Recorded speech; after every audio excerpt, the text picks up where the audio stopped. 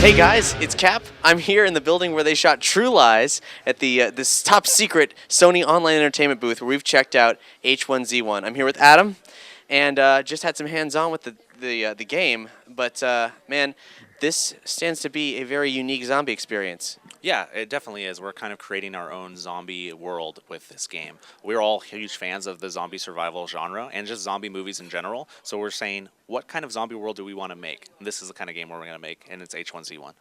Well, H1Z1 is not necessarily the first game to be to delve into the MMO zombie experience, but what makes it different? I think since it is an MMO, we have a much larger scale. We have a lot more players that we can actually put into the game, and we can actually create this server persistence unlike any other type of game that's out there because it is an MMO. Now, you've been talking about all kinds of features to really immerse the role-playing aspect of this game, including like the ability for players to have their own radio stations in the world. Yeah, we've been talking about a lot of awesome features in the design meetings that we have. One of them being CB radios, two-way walkie-talkies. Maybe players create their own radio broadcasts once they can actually have a radio station. I totally foresee players creating even shows in the game. It's all completely sandbox, and the players are going to do what they want to do with the game. Now, the environment I saw, sort of a countryside setting. How big are these environments, and how varied are they? Right now we're 64 square kilometers, but we're expanding out from there. We can actually, the tech that we're working on lets us seamlessly just create the world outwards and all seamless on one zone. And we can even go as large as even a country if we really want to. And as with any good zombie survival, the greatest threat here is actually man. Am I right? Definitely. The players are the #1 threat. Zombies taking a close second because our zombies are pretty scary. But definitely, you got to watch out for players. Communication is key. H1Z1, how much of a story is in place for this game? There's a lot of story for H1Z1. We actually did, speaking about radios, we did a radio broadcast that was like War of the Worlds type of scenario where the host went on and just started talking about this infection that's happening and that people are dying and they don't know what's happening and the world's going to crap, and people then call in and all these characters are getting involved, and we can actually weave that into our game, all of this backstory that we're creating with the Survivor radio that we did.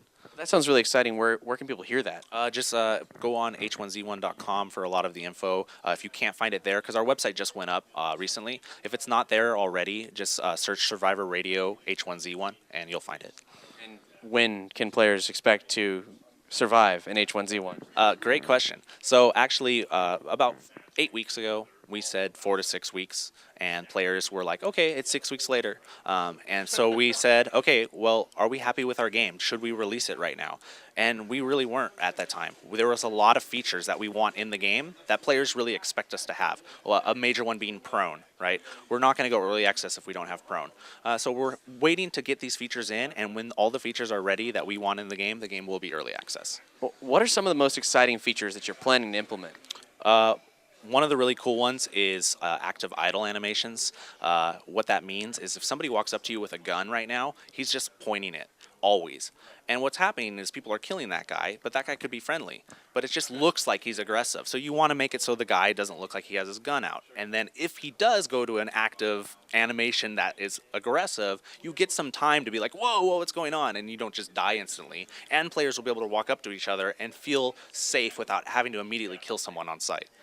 That sounds really important for a game such as this, where I guess this is truly survival. You need food, you need water, you need shelter. These are all important things. You need help, too. You're going to need help from other players. And if you want to just go lone wolf and be the guy that kills everybody, good luck, because you're not going to make very many friends, and no one's going to help you if a zombie's chasing you. That's very cool, man. So H1Z1, I guess stay tuned for more information. It's a lot of fun to play. I'm Kat from Nerdy Show. If you want to check out all of our E3 content, head over to nerdyshow.com/E3 2014. It's over at nerdyshow.com and bleedingcool.com.